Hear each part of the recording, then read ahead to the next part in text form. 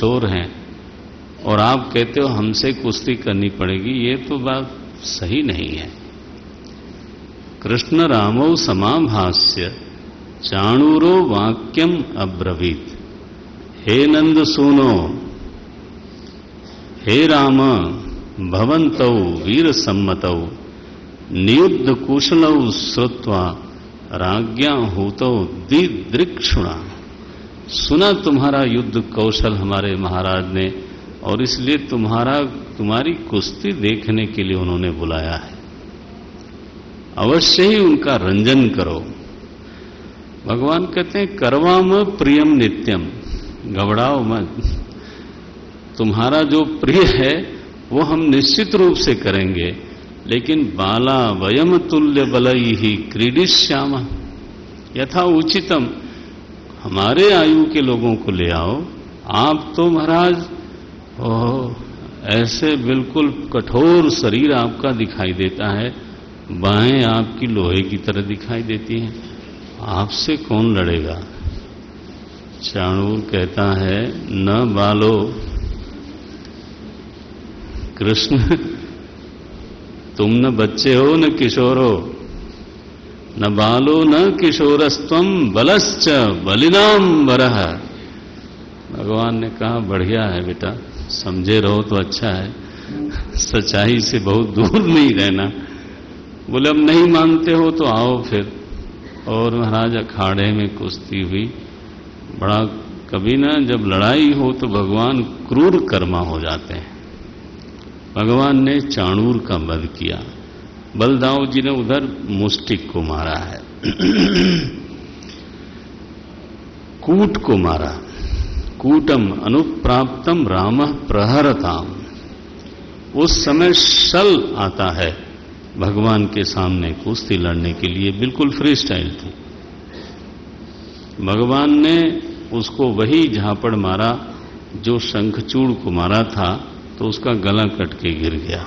राम राम, छू रहा था कि हाथ था मालूम नहीं, बिल्कुल सबके सामने ही कट के गिर गया। कंस देखता है, बहुत दूर बैठा था, ऊपर पहुंच के बाहर समझता था। तोषल आया लड़ने के लिए तो भगवान ने हद कर दी, उसको पटका, उसकी टांग पर टांग रखा और हाथ से दूसरी टांग उठा के महाराज फाड़ के, बिल्कुल सबके सामने फाड़ के फेंक दिया उसको। और बाकी जो थे ना 3 भागे बिल्कुल। चाणूर, शल, तोषल को भगवान ने मारा, मुष्टिक और कूट को बलराम जी ने मार दिया। 5 मरे, 3 भाग खड़े हुए। बोले जान बची तो फिर लाखों पाए, ये बेमतलब का काम, ये तो छोड़ते ही नहीं, पटक के नहीं छोड़ते, पटकने के बाद मार ही देते हैं। कंस जो है कहता है मारो इनको, सैनिकों को बोलता है। भगवान ने कहा रुको, छलांग लगाते हैं, सीधे वहीं पहुंचे महाराज। अब वो हड़बड़ा गया, फिर भी तलवार निकालता है। भगवान ने कहा बहुत लेट हो चुका महाराज, अब आप चलो नीचे। तो भगवान ने धक्का दिया है उसको, नीचे गिरा वो, और ऊपर से भगवान अपना भार लेकर के कूदे। अब पता नहीं कूदने से मरा या कूदने के पहले ही उसका ही was the first case of heart attack. Narayan, ओ महाराज कंस मरा है। जय हो, सारी प्रजा भगवान का जय जयकार करती है। भगवान गए हैं वसुदेव और देवकी के पास, उनको छुड़ाते हैं। बोले माता जी, हमने आपकी कभी सेवा नहीं की, कंस के भय से हम 11 वर्ष तक वृंदावन में रहे, तो कुछ ऐसे वचन करते हैं। बोले माता जी, शास्त्र में ये कहा गया है कि कोई बच्चा, कोई बालक समर्थ होने पर भी अगर अपने माता पिता का ध्यान नहीं रखता, उनकी सेवा नहीं करता, उनको वृत्ति नहीं देता, भोजन आदि आदर भक्ति से नहीं देता है और स्वयं भोजन करता है नारायण, तो भगवान बहुत कठोर बोलते हैं। ये 6वां श्लोक है 45वें अध्याय का। वृत्तिम न दद्यादत्तम प्रेत्य, माता पिता को अगर तो भोजन कायदे से न दे, आदर भक्ति से न दे, तो ऐसा जो लड़का है वो अपना मांस स्वयं खाता है। स्वमांसम खादयंती ही, इतना जोर से भगवान ने कहा, बोले देखो तुम अपना मांस खाते हो, तो मैं तो आपकी सेवा अभी तक नहीं कर पाया। मातरम पितरम वृद्धम भार्याम याद रहे, साध्वीम सुतम शिशुम गुरुम विप्रम प्रपन्नम च कल्पः अबिभ्रच्छवन मृतः। इनका छोड़ना तो ये मरने के बराबर है। तो उनको सांत्वना दी है। माता देवकी को उन्होंने गोद में लगाया, भगवान को। उग्रसेन को सीधे जाकर के छुड़ाते हैं, ये नाना है उनके, देवकी के तो ताऊ जी हैं, देवकी के ताऊ जी हैं। तो मातामहम तो उग्रसेनम यदूनाम अकरो नृपम, और सीधे उनको उनका राज्याभिषेक कराया। बोले महाराज आप ही राजा हो, सारे यदुवंश के आप ही राजा हो। लोगों को बड़ा आश्चर्य हुआ। भगवान ने राज्य लिया नहीं, उनको तो छुट्टी रखनी है ना, बहुत इधर उधर जाना है तो फिर वो फंसना नहीं चाहते, राज्य नहीं लिया। अब एक करुण दारुण प्रसंग अब आ गया। अथ नंदम समासाद्य, ये 20वां श्लोक है। सुखदेव जी महाराज संबोधन बदल देते हैं भगवान का। यशोदा नंदन नहीं कहा, नंद नंदन नहीं कहा, राम राम राम राम राम राम, देवकी सुत। अब भगवान यहां से देवकी सुत, अथ नंदम समासाद्य, भगवान देवकी सुत, संकर्षणस्य राजेंद्र परिस्वज्य इदम ऊचुतु। तो उनके चरणों में जा करके बोले, माता जी हमारी असली माता यशोदा ही हैं, आप ही हमारे पिता हो। स्निग्धाभ्याम पोषितौ लालितौ भृशम पित्रोः अभ्यधिका, आप हमारे पिता से बढ़ करके हो, लेकिन यहां मुझे बहुत काम है। सपिता साच जननी यौ पुष्णातीम करते हैं, वो पंचजन नाम का शंखासुर है। तो वहां तो मिला नहीं बालक, तो उसका जो विग्रह है ना, वो पांचजन्य, वो भगवान शंख के रूप में अपने पास रखते हैं। और फिर सीधे यमपुरी में गए हैं। यमराज को उन्होंने कहा, देखो, यमराज ने बड़ा स्वागत किया। बोले यमराज तुमने हमारे गुरुपुत्र का तो को मृत्यु दिया, उसमें तुम्हारा कोई दोष नहीं है। तुमने निज कर्म निबंधनम गुरुपुत्रम यह आनीतम, जितना उसका कर्म था वो कर्म से बंधा हुआ था, जब प्रारब्ध पूरा हो गया तो उसको ले आए, ठीक किया। ये 45वां श्लोक है 45वें अध्याय का 4-5। बोले ठीक है, कर्म सिद्धांत अपनी जगह पर है, तुमने उसका पालन किया, वो ठीक है, लेकिन अब देखना इस पंक्ति को, इसको बोलते हैं भागवत धर्म। आनयस्व महाराज मच्छासन पुरस्कृतम, हे महाराज धर्मराज, अब उसको ले आओ उस जीव को। कर्म सिद्धांत को एक किनारे करो, मत शासन पुरस्कृत्य, मेरे शासन को आगे करो। अब बोलो आप, हर जगह कर्म सिद्धांत चलेगा क्या? महाराज वो जीव को ले आए हैं, भगवान गुरु पुत्र को लेकर के गुरु माता को समर्पित करते हैं, वो परम तृप्त हो जाती है। अब आए हैं प्रभु मथुरा में, विद्वान होकर के बलराम जी के साथ दोनों आए। अब उनको चिंता होती है गोपियों की। आते ही भगवान ने दो सबसे पहले काम किए। उनको चिंता होती है अपनी बुआ जी की, कुंती की। कुंती का दिन बड़ा कठिन गुजरा, तो महाराज पांडु मर गए। उनके 5-5 लड़के हैं, तो माद्री जो उनकी दूसरी, एक तरह से कहिए पांडु महाराज की दूसरी पत्नी थी, वो सती हो गई थी। तो कुंती ने अकेले ही 5 पुत्रों का पालन किया, लेकिन वहां उनके साथ न्याय नहीं होता था।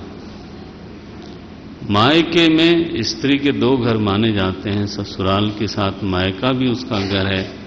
मायके में वसुदेव जी स्वयं पीड़ित हैं, वो मदद करने की किसी तरह से हालत में नहीं।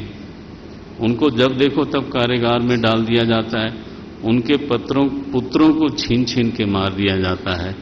तो कुंती आशा ही नहीं कर सकती थी।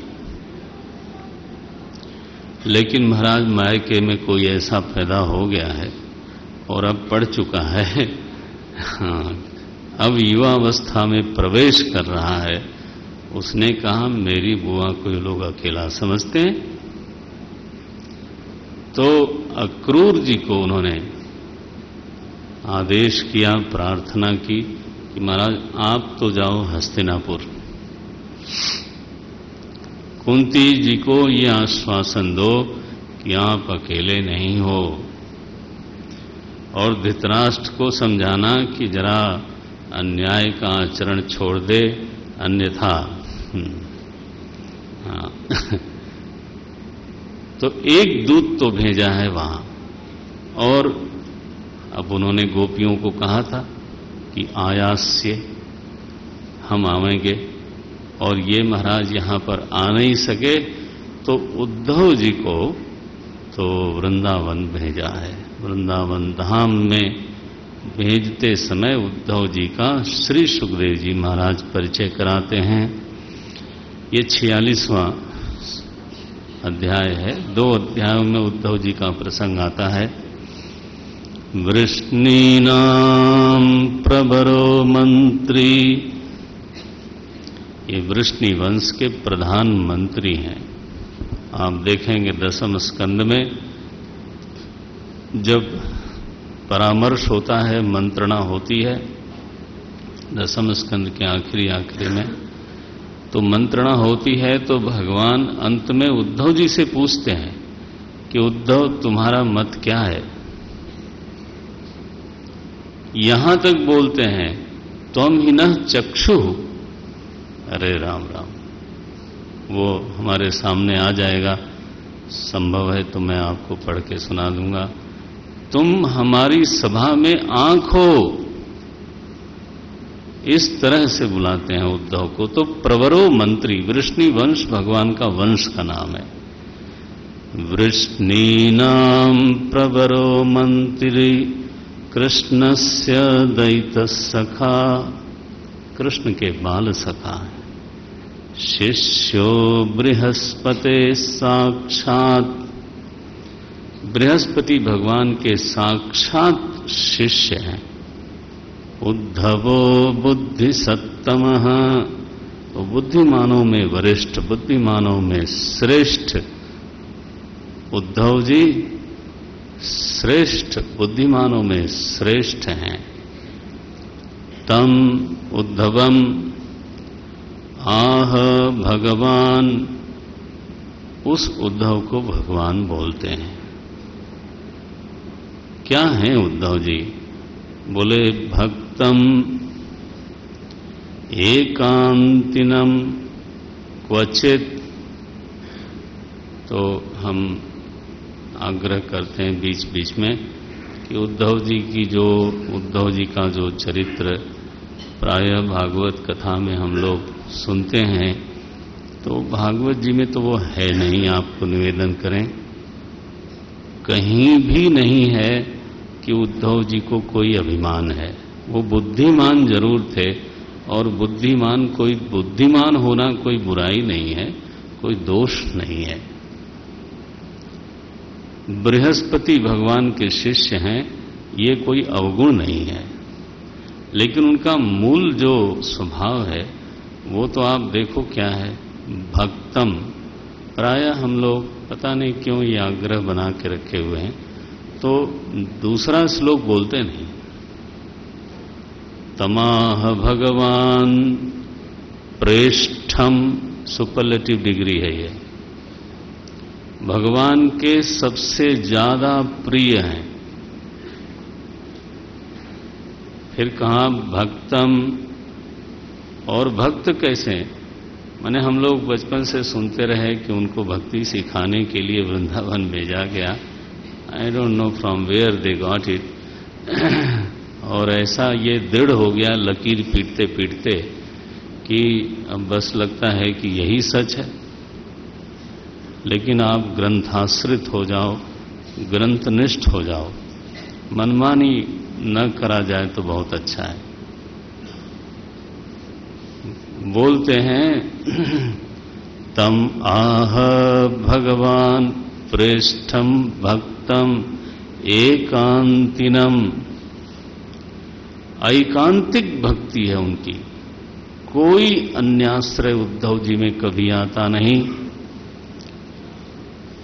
केवल भगवान को जानते हैं और किसी को जानते नहीं।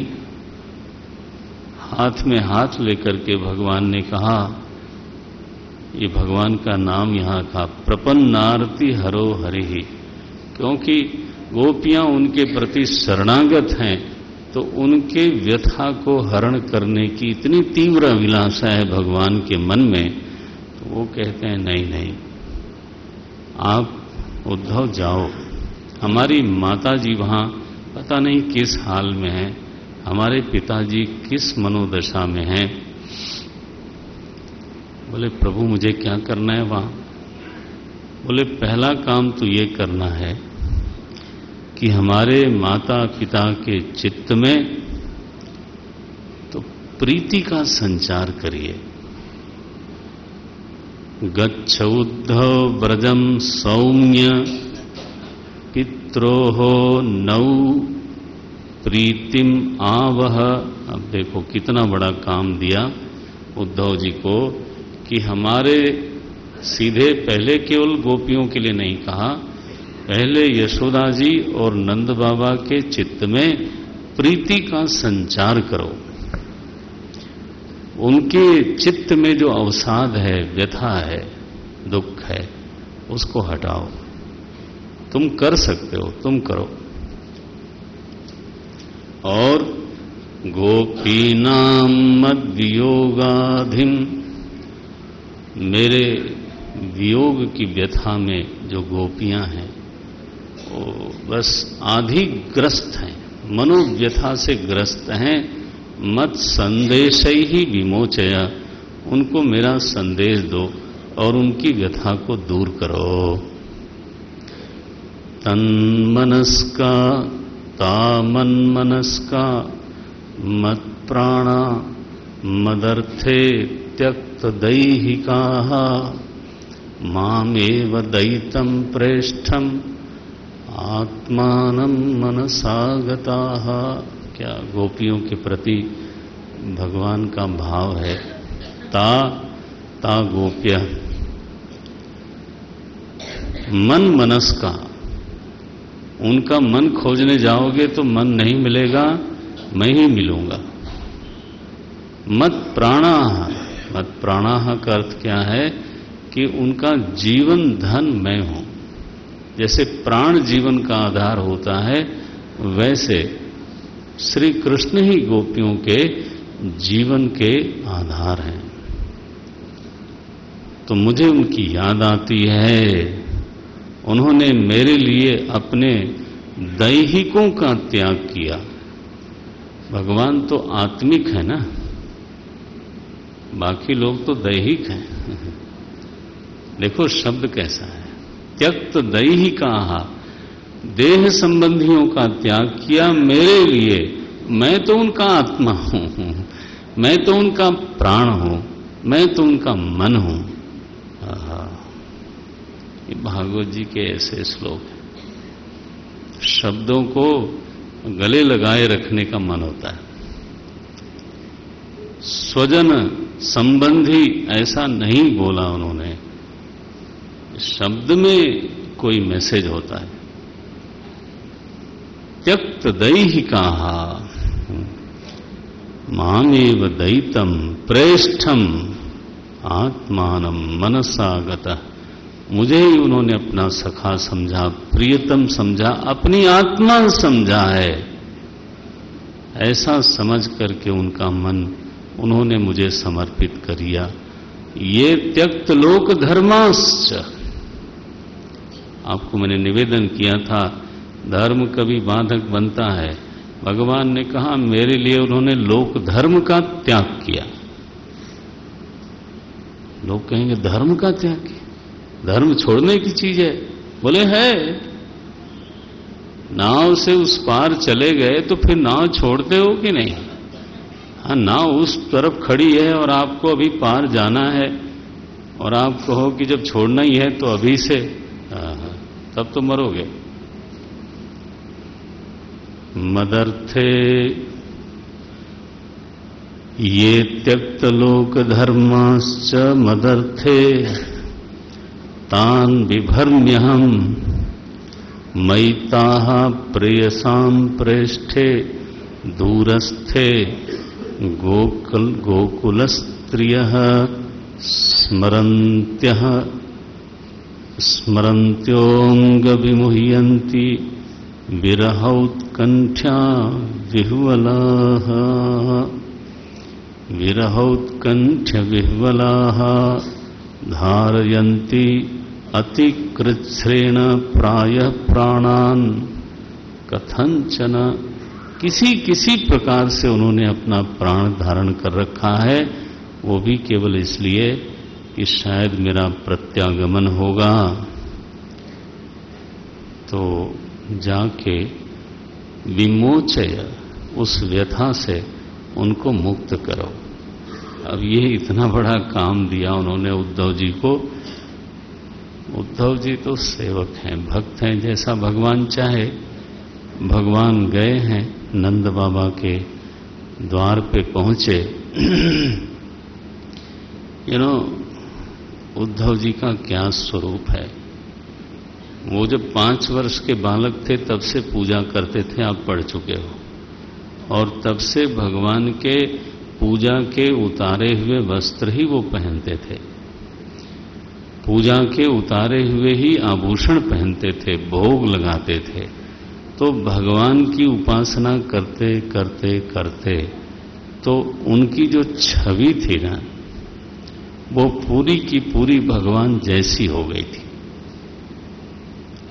लिखा है तमागतम, 14वां श्लोक है 14, तमागतम समागम्य कृष्णस्यानुचरं प्रियं नंद प्रीतः परिष्वज्य वासुदेव धियार्चयत।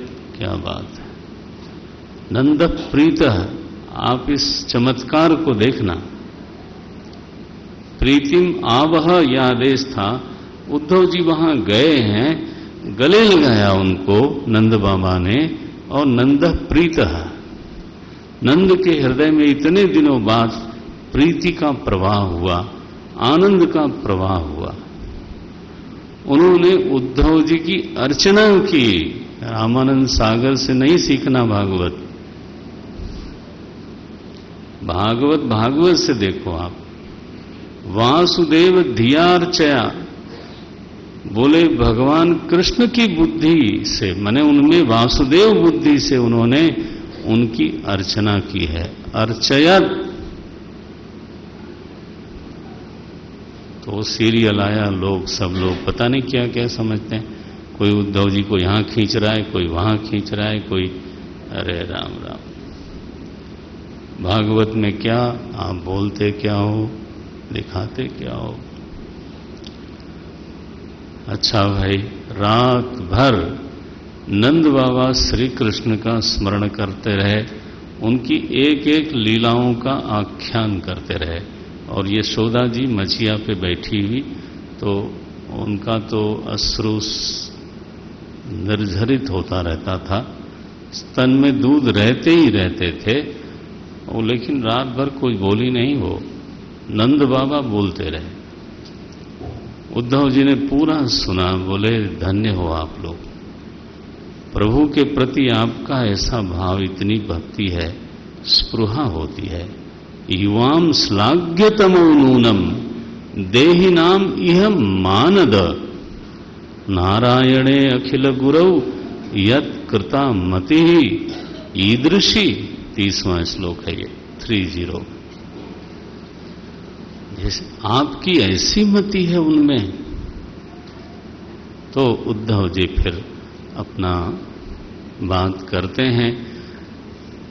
रात्रि बीत गई, गोपियां जब सुबह सवेरे उठती हैं, द्वार पे जब झाड़ू इत्यादि लगाती हैं, उन्होंने देखा ये रथ खड़ा है, ये कौन आ गया, अब क्या ले जाएगा। एक अक्रूर आया था तो हमारे प्राण ले गया। तब तक देखते हैं कि एक पीतांबरधारी, तो उद्धव जी को देखते हैं, बोले ये कौन है। प्रलंब बाहुम नवकंज लोचनम कृष्णानुचरम वीक्ष्य। देखो उद्धव जी का विशेषण यह है, तम कृष्णानुचरम, भगवान के वो